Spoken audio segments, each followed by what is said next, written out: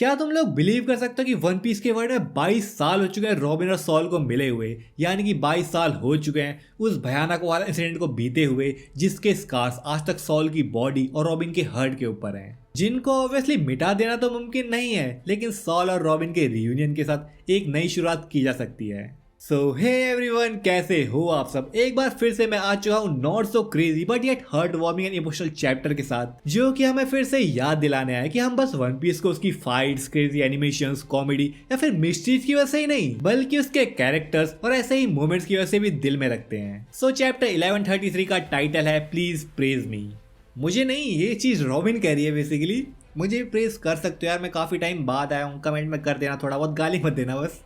साले का खोपड़ी तोड़ साले का। सो चैप्टर की शुरुआत होती है कवर पे से, जहाँ पे हमने पहले देखा था कि जो यामाटो के पास स्वॉर्ड थी उसको भाई होल्डम ने चुरा लिया है, और यहाँ पे हम वही सीन देखते हैं कि यहाँ पे होल्डम उनके सामने आ गया है और उसने भाई टामा को यहाँ पे किडनैप कर लिया है। जहाँ पे साइड में हम ये भी देखते हैं कि स्पीड भाई ग्राउंड में पड़ी हुई है और यामाटो भाई सामने खड़े होकर सरप्राइज थी आखिर ये हो क्या रहा है। सो इस कवर स्टोरी में ज्यादा कुछ तो भाई है नहीं, सीधा चैप्टर के अंदर चलते हैं जो कि काफी इमोशनल तो होने वाला है लेकिन काफी बढ़िया भी रहेगा। जहाँ हम चैप्टर की शुरुआत करते हैं रॉबिन के कुछ फ्लैशबैक के साथ, जहाँ पे हम वही पल देख रहे होते हैं जो कि रॉबिन ने 8 साल के टाइम पे काटे थे, जब वो बस 8 साल की थी। उसने क्या क्या फेस किया था वही चीज हम यहाँ पे देखते हैं। सो बेसिकली ओहारा इंसिडेंट के बारे में सब जानते ही हैं ऑब्वियसली यार, वन पीस काफी टाइम से देख रहे हैं, तो यहाँ पे वही सीन चल रहा था जहाँ पे स्पेंडाइन था, वो हरामी बंदा, सबको याद हो ना, बस्टर कॉल वाला, वही जब बंदा था। यहाँ पे वही रॉबिन के बारे में गलत इन्फॉर्मेशन फैला रहा था प्रेस के सामने, जहाँ पे वो रॉबिन को फ्रेम करता है काफी सारी जो मरीन्स की शिप है उनको डुबाने के लिए और काफी कुछ ऐसी ऐसी चीजें करने के लिए जो कि आज तक रॉबिन ने कभी की नहीं थी। Well we all hate this guy but maybe not as much as Carlos. Maybe कुछ लोग हेट करते होंगे यार इसे, क्योंकि रॉबिन के साथ इसने काफी बुरा किया है। सो यहाँ पे हम 8 साल की रॉबिन को लोगों से भागते हुए देखते हैं, काफी सारी तकलीफें झेलते हुए देखते हैं, जो कि भाई 8 साल के बच्चे के लिए काफी इम्पॉसिबल चीजें हैं। बस 8 साल की उम्र में रॉबिन ने वो सब झेला जो कि हम लोग सोच भी नहीं सकते। हम लोग सोचते हैं मे बी उतना हार्ड नहीं रहा होगा, लेकिन हम लोगों को क्या है भाई, हम लोग तो यहाँ पे सबके पास फोन है, इंटरनेट स्क्रॉल करते हैं, मांगा पढ़ रहे हैं, एनीमे देख रहे हैं, वेब सीरीज देख रहे हैं, एंजॉय कर रहे हैं, फिर भी हमको लगता है यार लाइफ काफी हार्ड है हमारी, क्योंकि किसी को जॉब नहीं मिल रही, किसी के पास जॉब है उसकी कम इनकम है, किसी के पास ज्यादा इनकम है तो वो सोचता है यार थोड़ी और ज्यादा हो जाए ज्यादा बढ़िया होता, किसी को कॉलेज में प्रॉब्लम है, किसी को लाइफ में प्रॉब्लम है, किसी की हेल्थ प्रॉब्लम है, ये सब चीज चलती रहती है। बट यहाँ पे रॉबिन ने जो सारी चीजें फेस करी, जो चीज लोग उसके बारे में बोलते थे, लोग यहाँ पे ये तक कहते थे कि वो एक ह्यूमन नहीं हो सकती क्योंकि इसके अंदर कोई इमोशंस ही नहीं है। ऑब्वियसली काफी सारे लोग उसकी बाउंटी को देख के क्रेजी हो गए थे कि आखिर ये कैसी बाउंटी, हम लोग इसको पकड़ लेंगे, इसको मार देंगे, गवर्नमेंट के हवाले कर देंगे। इवन यहाँ पे लोग ये तक बात करते थे कि उसके बच्चे जैसी जो अपीयरेंस है उस पर मत जाओ, एक डेविल है, डीमन है, क्योंकि ये बात भाई फैल चुकी थी ना, डेविल चाइल्ड निगो रॉबिन। ऊपर से उसकी जो डेलफुट पावर थी उसके बारे में लोग जान चुके थे, जिसको लोग समझते तो नहीं थे कि डेलफुट पावर्स हैं, बट वो लोग ये कहते थे कि ये some kind of unknown sorcery है, जिसके से लोग उसे डीमन चाइल्ड कहने लग गए थे। रॉबिन यहाँ पे एक जगह से दूसरी जगह भटकती रही, अपने फेस को छुपाती रही, क्योंकि जैसे ही उसका फेस देख लेता ऑब्वियसली इतनी बड़ी बाउंड्री है, सबको याद होगा कि ये बंदा कौन है, बंदी कौन है ना। तो रॉबिन यहाँ पे अपने फेस को छुपाती उधर घूमती रही, उसके पास ऑब्वियसली खाने को भी चीज नहीं थी, जहां पर हम ये तक देख सकते कि रॉबिन जब कचरे के डब्बे के अंदर खाना ढूंढ रही है और कुत्ते के साथ बैठ के खाना खा रही है कचरे के डब्बे के अंदर। ऐसे सीन्स को देख के मैं कभी कभी मैं सोच में पड़ जाता हूँ कि मेरे पास जो खाना है, मेरे पास जो लाइफ है, उसके लिए मैं काफी ज्यादा ग्रेटफुल हूँ। ऑब्वियसली काफी सारे लोग सोचते होंगे कि ये चीज फिक्शनल है, इसके बारे में इतना क्या सोचना, लेकिन यार रियल वर्ल्ड के अंदर भी ये चीजें होती ही है ना। एंड वेल पर्सनली अगर मैं इतनी सारी चीजें झेल रहा होता या कोई और झेल रहा होता तो मे बी वो सर्वाइव करने का भी इसको मन नहीं करता, जहाँ पे रॉबिन का भी यही सोचना था। क्योंकि यहाँ पे हम फ्लैशबैक में यही देखते कि रॉबिन एक क्लिफ से कूद के अपनी जान तक देने वाली थी, लेकिन फिर वो सोचती आखिर मैं क्यों मरूं। क्या ओलिविया, प्रोफेसर, सॉल, ओहारा के जो लोग थे उन्होंने अपनी लाइफ को ऐसे ही सैक्रिफाइस किया था। सो यहाँ पे रॉबिन के माइंड में यही सब चीजें घूमती है, जहाँ पे सॉल उसे जीने के लिए कहता है, ओलिविया उसे जीने के लिए कहती है, यहाँ से चले जाने के लिए कहती है, जिसके बाद जो रॉबिन है वो मरने का ख्याल छोड़ देती है और यार हंसते हुए वापस चल देती है। एंड वेल यहाँ पे रॉबिन कोई मामूली हंसी नहीं हंसती, बल्कि वो हंसी थी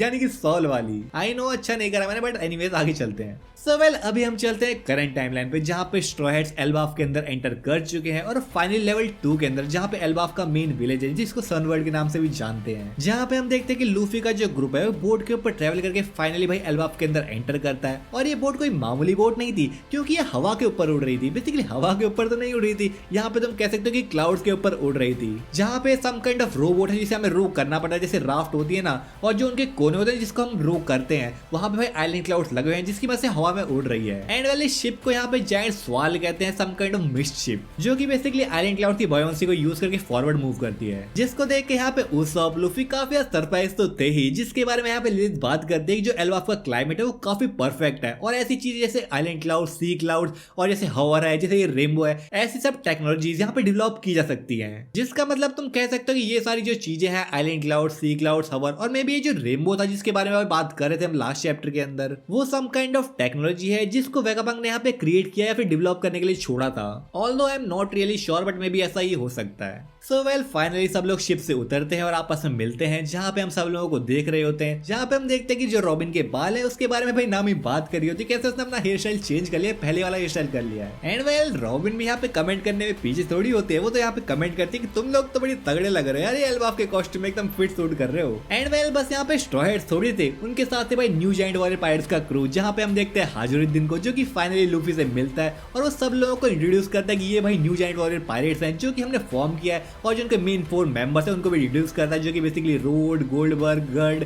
और अपना जो हाजुरुद्दीन है। जहाँ पे हम ये तक देखते हैं कि रोड को भाई पीछे टांग रखा है, उसको काफी बुरी तरीके से मार रखा है, काफी फनी सीन लग रहा होता है ये तो भाई। यहाँ पे हम देखते हैं कि हाजुरुद्दीन और लूफी आपस में बात कर रहे हैं और लूफी भाई सरप्राइजिंगली यहाँ पे हाजुरुद्दीन का सही नाम लेता है। हाजुरुद्दीन भी लाइक मैं तुम्हारे एक्शंस के, तुम्हारे कारनामों के बारे में सुना, क्या तगड़े कारनामे किए हैं भाई तुम लोगों ने, एकदम योंको बन गए हो तुम तो भाई। एंड हाजुरुद्दीन भी like way to go big boss, हम तुम्हारे सबऑर्डिनेट्स है, हमें तुम पे प्राउड है। बट लूफी भी लाइक सबऑर्डिनेट्स, तुम मेरे सबऑर्डिनेट्स नहीं हो। बट हाजुरुद्दीन कहता अरे तुमको मानना है मानो, नहीं मानना मत मानो, हमने तो तुम्हें मान लिया है भाई अपना बॉस। जिसके साथ साथ यहाँ पे हाजुरुद्दीन बिग मॉम की डिफीट के बारे में बात करता है, जिसको सुन के गर्ड कहती है मैं उसकी डिफीट को सुन के थोड़ा दुखी तो हूँ क्योंकि वो मेरी फ्रेंड थी। बेसिकली जो गर्ड थी और जो बिग मॉम थी वो भाई पहले एल्बाफ के अंदर ही रहा करते, आपस में दोस्त थे बचपन के टाइम में। सो इस चीज को सुन के गर्ड थोड़ी दुखी हो गई, उसकी दोस्त हार गई, लेकिन इस चीज को सुन के वो उतनी चिंतित नहीं है क्योंकि भाई सब लोग जानते हैं कि बिग मॉम ने आखिर क्या कांड किए थे एल्बाफ के अंदर, जहाँ पे जो विंटर सोल्स्टिस फेस्टिवल था उसके अंदर तो भाई तबाही मचा दी थी उसने।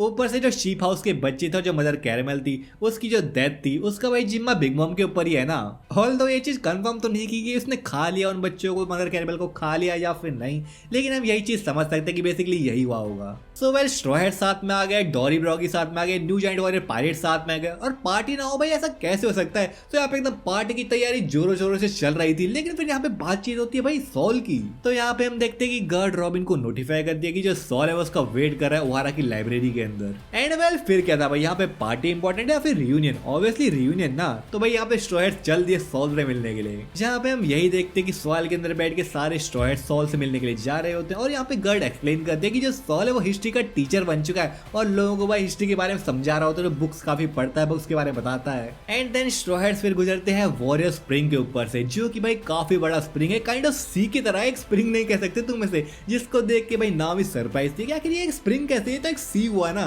क्योंकि बेसिकली वो काफी ज्यादा मैसिव था। और यहाँ पे हम देखते हैं कि उसके अंदर वेव्स या फिर टाइड्स तो नहीं उठती, लेकिन जो वाटरफॉल है उसके ऊपर जो गिर रहा था उसकी वजह से काइंड ऑफ थोड़ी बहुत वेव्स बन जाती है, तो काइंड ऑफ सी की तरह कह सकते हो तुम इसे। जहाँ पे इवन वॉरियर स्प्रिंग के आसपास एक बीच तक बन चुका था और इसके ऊपर थी एक library. So well finally time आ चुका था फेटेड रियूनियन का, जहाँ पे हम देखते हैं कि लूफी भाई काफी ज्यादा एक्साइटेड था कि चलो भाई चलो मिलते हैं सॉल से, लेकिन यहाँ पे नामी भी लाइक उसकी गाल पकड़ के कहती है अरे तू रुक जा, पहले रॉबिन को मिलने दे। रॉबिन यहाँ पे ऑब्वियसली काफी ज्यादा एक्साइटेड थी, उतने ही एक्साइटेड हम लोग भी थे भाई इस सीन को देखने के लिए। लेकिन तभी यहाँ पे हम देखते हैं कि जायंट गर्ल भाई दौड़ते दौड़ते बीच से आती है और कहती है भाई सॉल बेहोश पड़ा है, सॉल बेहोश हो गया, सॉल बेहोश हो गया। जिसको सुन के सभी लोग एकदम शॉक हो गए और वो लोग समझ गए कि सॉल बीच के अंदर है। और तभी रॉबिन देखती है और वो लोग उतरते हैं और रॉबिन भाई धीरे धीरे करके सॉल के पास जाती है और वो यहाँ पे फिर हंसने लग जाती क्योंकि वो समझ चुकी थी कि आगे सॉल यहाँ पे क्या कर रहा है। रॉबिन यहाँ पे धीरे धीरे करके सॉल के पास बढ़ती है और जैसे ही वो उसके पास पहुंचती सॉल अपना सर उठाता है और गुर्राता है। सॉल भी लाइक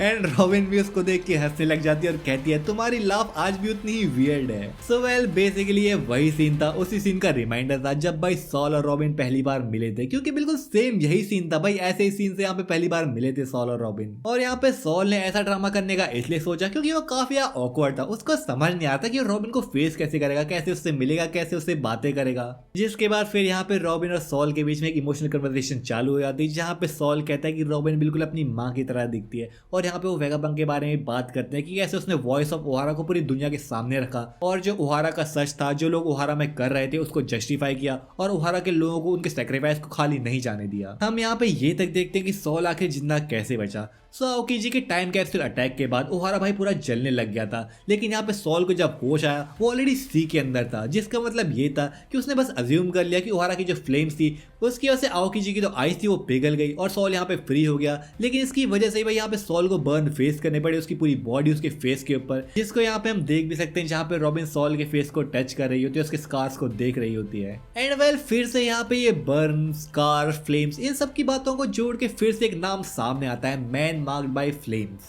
ऑल्दो अभी तक काफी लोग सोच रहे हैं कि मे बी भाई ये सॉल हो सकता है, क्योंकि सॉल ने भाई लिटरली बर्न फेस करें ओहारा के अंदर, but maybe I don't know कि ये होना भाई पॉसिबल भी है या फिर नहीं, क्योंकि अगर सॉल ही वो बंदा है तो ऑब्वियसली उसके बाद जो लास्ट रोड पॉइंट है उसकी भाई इन्फॉर्मेशन होनी चाहिए। एंड वेल इतनी जल्दी और इतनी आसानी से वो इन्फॉर्मेशन भाई स्ट्रॉ हैट्स को मिलना, आई डोंट थिंक भाई ओडा सेंसेई ऐसा कुछ करने वाले हैं। सो यहाँ पे सॉल और रॉबिन के बीच में दुख भरी बातें चल रही होती हैं, जिसको फाइनली यहाँ पे रॉबिन चुप करा देती है और कहती है मुझे डिप्रेसिंग पास्ट के बारे में बात नहीं करनी। Saul please praise me for being alive this long. जिसे सुन के सॉल रॉबिन को गले लगा लेता है और हंसते हुए कहता है of course well done for surviving that world 22 years and coming all this way. जिसे सुन के रॉबिन कहती है I missed you so much Saul, और सॉल भी यहाँ पे हंसते हुए तेरी she I missed you too. और यहाँ पे भाई सॉल रॉबिन दोनों काफी इमोशनल तरीके से रोने लग जाते हैं, जिसको देख के यहाँ पे सारे जो स्ट्रॉ हैट्स हैं उनके भी हम रिएक्शंस देखते हैं, जहाँ पे सारे स्ट्रॉ हैट्स की आंखों में आंसू है ये भाई इमोशनल रियूनियन देख के। लेकिन यहाँ पे ऑब्वियसली लूफी, जिम्बे, जोरो वो लोग भाई यहाँ पे नहीं रोते हैं, उल्टा यहाँ पे हम लूफी को देखते हैं जो कि भाई रॉबिन को देख के काफी खुश था, क्योंकि उसने फाइनली अपनी हैप्पीनेस अचीव कर ली, जिसको देख के ऑब्वियसली लूफी उनका जो कैप्टन था वो काफी ज्यादा खुश है। अब यहाँ पे जोरो, जिम्बे, लूफी रो नहीं रहे, इसका मतलब ये थोड़ी ना है कि उनके अंदर इमोशंस नहीं है या फिर वो फील नहीं करते ये सब चीजें। ऑब्वियसली यार वो लोग फील करते हैं, बट वो लोग ये भी समझते हैं कि ये जो आंसू है वो खुशी के आंसू है, ना कि भाई दुख के। आई नो यहाँ पे काफी लोग कंपेयर करने लग जाएंगे कि सांजी रो रहा है, जोरो नहीं रो रहा, जोरो स्ट्रॉन्ग है। कम ऑन यार, ऐसा नहीं होता। सो वेल फाइनली ये रियूनियन हो चुका है। आगे हम देखेंगे थोड़ी वॉइड सेंचुरी के बारे में इन्फॉर्मेशन, क्योंकि भाई सॉल को काफी कुछ पता है ना वॉइड सेंचुरी के बारे में, जहाँ पे जो एल्बाफ के अंदर बुक्स रखी हैं, ओहारा की जो बुक्स हैं वो भाई काफी इन्फॉर्मेशन प्रोवाइड करती ही हैं, जिसको भाई रॉबिन भी पढ़ सकती है, और उल्टा यहाँ पे सॉल तो है ही भाई बताने के लिए। सो आई होप काफी जल्दी हमें वॉइड सेंचुरी से रिलेटेड काफी सारी इन्फॉर्मेशन मिलने वाली है, जो कि काफी माइंड ब्लोइंग तो होगी ही, जिसको देखने के लिए मैं तो बेताब हुई, ऑब्वियसली तुम भी बेताब हो गई ना। एंड वेल बेताब हो तो भाई चैनल को सब्सक्राइब कर दो और वीडियो को लाइक कर दो अगर वीडियो पसंद आई है, तो अगर नहीं पसंद है वीडियो को डिसलाइक कर सकते हो ना। सो मैं मिलूंगा तुमसे अगली वीडियो में ऐसे वन पीस और बाकी सारे कंटेंट के साथ, जो कि मैं काफी जल्दी ही लाने वाला हूं। तब तक के लिए सायोनारा।